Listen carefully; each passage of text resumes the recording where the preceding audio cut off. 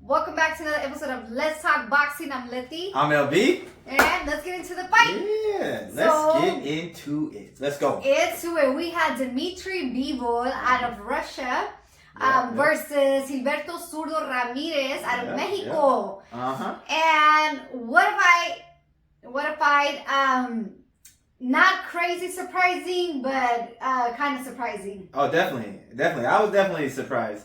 Coming into this fight, I thought the fight would be a lot closer than it was. Facts. I did think that Bivol would win the decision, but I didn't think that he was gonna just dominate Zurdo the way he did. From round 1 to round 12. You know what I mean? Yeah. But I'll kind of let you get into it. I know that you were talking with Zurdo. That was your boy. Go ahead. Yeah, and I expected so much more from Zurdo. Like, in the back of my head, I knew, Dmitry, of course, he's a great boxer, like I said, and, he was going to have the upper hand on this fight. But I expected, I was going with Zurdo because I expected him to do more, and for such an opportunity to have, for one, to fight, for the belt, mm-hmm. Two, to fight against the boxer that, dethroned, not I wouldn't say dethroned, but who beat Canelo, the pound for pound, which, Zurdo at some point was talking about having a fight with him. So I thought that he was going to show out. Even if he didn't win, I thought he was going to do much more. So to keep it 100, I was kind of irritating watching the fight. She was. I was because, like I said, I expected him to do more. Now, Bivol is just, wow, From the first round, he showed us his boxing skills throughout every round. He moved around the ring very well, used his speed. Mm-hmm. Threw his combinations, knew when to throw the combinations, when to pressure Zurdo and let go, and then back away. He knew when to do it. Great defense. And again, like we always say about him, he sticks to his plan. Now, once did he look like he was hurt or just, not knowing what to do. Like, he was great throughout the whole fight. Yeah, to kind of talk about that, I was very impressed with Bivol just because of the way that he dominated the fight. I mean, if you watch the fight, he dominated the fight at every aspect on wherever the fight was happening, whether it was coming forward. When he was coming forward, most people thought that Zurdo was going to be the one coming forward, but he was having so much success going forward, landing the shots. Jab was on full effect. And the speed was definitely the difference. I talked about that in our previous fight. The speed was going to be the difference. And so, him coming forward, he was landing the jab at will. And Zurdo, we've never seen him fight backwards. And you can kind of see why. He was definitely uncomfortable. And even in the points in the fight when Zurdo was coming forward, because Bivol allowed him to come forward, he was having even more success. Bivol was countering Zurdo just nasty, whether it be over the top of the jab, whether it be the right hand. And even at times when Zurdo did counter Bivol was counter punching the counter puncher. And it was just, you could just see the speed was just on full effect. In the beginning of the fight, I still thought that the fight that was going to be more competitive because if you watch those first 2 rounds, Zurdo was having success and he was snapping Bivol's head back. But if you watch our, in our prediction, I was like, I was kind of curious to see if Bivol would get hesitant, if he got caught with a left hand, and it actually looked like Zurdo was the one who was actually hesitant when he got caught by the right hand of Bivol. Yeah, and like you said, the whole, Bivol definitely showed his speed because, and even Zurdo looked a little bit slow, and even Bivol said that as well. Like, he definitely saw the punches coming because every time Zurdo was, throwing something, like you said, Bivol would just sneak a hand in there and just, counter him in and out. Yeah. Zurdo, I expected him to be the come forward. I think even Bivol said it in one of his interviews. He goes, I expect him to come forward and I'm going to be coming forward also. It's just going to be a fight where he comes forward and then I come forward. However, the whole fight was pretty much Bivol coming forward. Yeah. And Zurdo, what happened? Because he didn't let go of his hands. He wasn't going to the body as much. Yeah.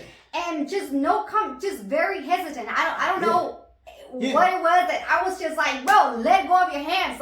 You're still getting caught by Bivol. Throw something. Yeah, and to kind of go off of that, I think a lot of that was just Bivol being the complete fighter because, a lot of people wanted him to let his hands go. But if you watch that fight, when he was coming forward and he was letting his hands go, when he did have success, he was in letting his hands go. Bivol was coming back and landing 2, 3 punches. He was winning. Bivol pretty much, anytime they got caught in exchanges, Bivol was winning landing the better punches of the exchanges. So that definitely probably, was a factor in making him hesitant because, even if you look at the way those last few rounds, were kind of fought, with him coming forward, I mean, I was like, man, if he keeps this up, he could probably possibly get stopped because, just the clean punches and just as fast as Bivol was, I mean, he was going to be in trouble. And it just shows how complete a fighter Bivol is for him to fight and dominate every aspect of where the fight was fought, whether it being coming forward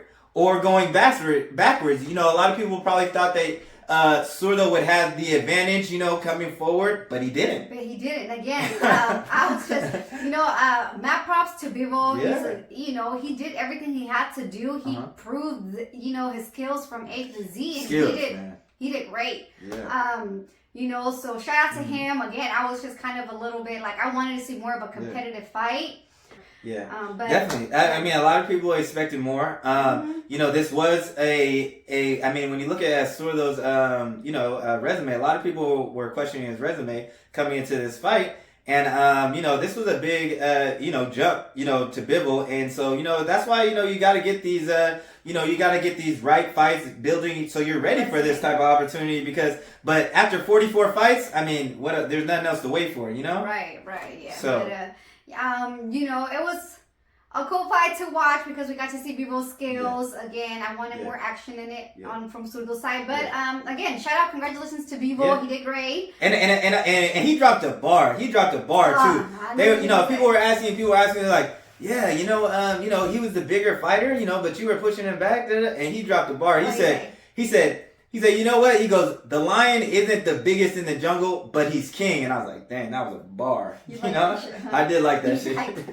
But yeah, but yeah, it was a great performance from Bivol. Yeah. I mean, he pretty much just showed, that there's levels to this shit. That's exactly what it is. He's like, and you could tell, just by the way that he talks, that he's a student of the game of boxing. And, and the fact that he dominated at every level of the fight was really interesting to see because, like I said, I expected him to win this fight, by a unanimous decision, but I didn't expect him to do it in such a dominant fashion, honestly. It's funny that he said something like, when they talk about like him not getting hit as often or whatever, but he said the reason why he works really good at his defense is because in his amateur fights, like his dad was like, if I see you getting hit, I'm gonna throw the towel in. So I think that's in his mindset. Like, I gotta work on my defense and be really good with that. And he is. Yeah, you can tell. You can tell that's just in his boxing makeup. Yeah. So that was cool to hear where that kind of originated from. But I mean, okay, nice little recap on that fight. What do we think is next for him? Yeah, he's got some options. Man. So look. Everybody knows that the fight that everybody wants to see is for undisputed. Is for Dmitry Bivol versus Artur Beterbiev, aka the Bone Crusher is what we call. He is dangerous fighter. Yeah, so that's the fight that we all want to see. It kind of sucks the fact that we know that Beterbiev does have that fight with Anthony Yard. Yeah. A lot of people just, especially after a performance like this, like, man, like everyone's just salivating for that fight and just can't wait to see it. That would be a very interesting fight. Yeah. So we can't wait for that fight. But so since he's kind of tied up, I mean, who do you want to see? I mean, he has some options, and they talked about also, like we said, since Beterbiev is tied up with the next fight. There's some options. One, obviously, there's probably that rematch with Canelo at 175, or they even talked about 168. Who knows? But that's one of the fights that's being thrown out there. And I mean, Bivol did say that he would obviously want to go for the undisputed because he goes, yes, it's about money, but I really want to leave a legacy, So yeah, to kind of talk about that. I mean, just to kind of talk about that, like he actually is moving the exact way that you would want your fighter to move. I mean, only thing that he cares about is a lot of people would jump at the chance to get to get that money fight with Canelo again, because that was probably the most money he's ever made. And so for him, he's like, no, it's all about legacy. I mean, you got to respect their fighter for that. I love the fact that that's what he wants. Of course, but then again, he throws it out. It's not up to me. It's kind of up to my team, so we know how that goes. But if he, so that's kind of one of the things. I think at some point him and Beterbiev will fight. But again, like we said, he's caught up. So next thing is probably going to be Canelo or Buatsi. I feel like that can be another option because again, Canelo, they just say he had surgery in his wrist. Yep. I don't know how that recovery is going to go or whatever, but if that doesn't happen, I think it might be a good one would be Buatsi. He's undefeated. He likes to dethrone undefeated fighters, which he did in this fight. That's what he's been doing. So I think that makes sense for his other fight. I mean, do you anybody else? Yeah. To kind of talk about that, me personally, I don't want to see the Canelo rematch. And I think that it would be better for him to fight somebody who is a naturally 175 pounder, especially when you got that Beterbiev fight coming up. I would want him to get in there with a true 175 pounder, just so he would be the most prepared going into that fight. He's already gained the experience of fighting in a big fight with Canelo Alvarez. He's probably not going to get an experience like that. So the fact that he's got that under his belt, I would now like him to get someone who is a true 175 pounder who will get him ready for this Beterbiev fight. Mm-hmm. The other thing about the Buatsi fight that you mentioned, I do like that fight. It's also Buatsi is also a fighter, Eddie Hearn fighter, and so I think that would be an easy fight to make. His trainer, Buatsi is trained by Virgil Hunter. He is trained by Virgil Hunter, and Virgil, he's mentioned the fact that he didn't think Buatsi was ready for a Beterbiev fight just because of how hard he punches. Yeah. And he was at that fight. He was at that fight, and so I think the fact that Bivol doesn't have as much power as him, it might be a better fight that they would want to go after. But I'm gonna throw another fight out there. I would like to see I wouldn't mind watching a Marcus Brown. Marcus Brown, he's trained by the legendary trainer Derek James.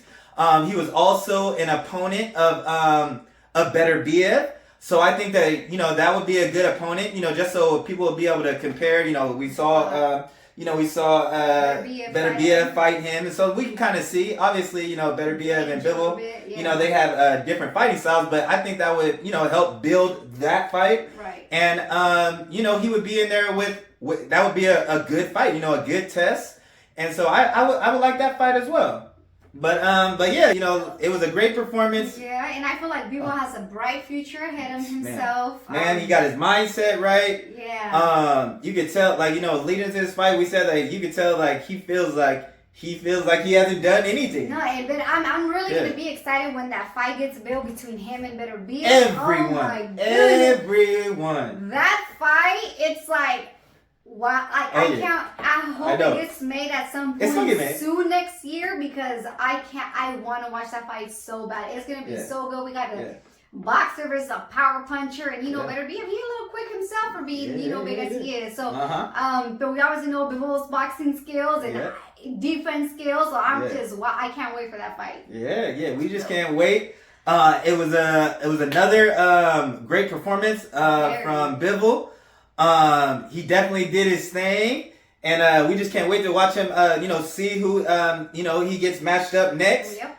We're definitely gonna be tuning in. Like you said, we can't wait for that huge matchup between him and Beterbiev. Yes. We're just gonna have to wait to see how things plays out. You guys let us know down in the comments below. What do you guys think is best for Bivol? Who to fight next? Who you guys got on this next fight? I'm curious to see what other people are saying in regards to that. So let us know down below. Definitely. But that's all we got. So thanks for tuning in, y'all. And don't forget to like, comment, and subscribe. Or talk your shit. And we out.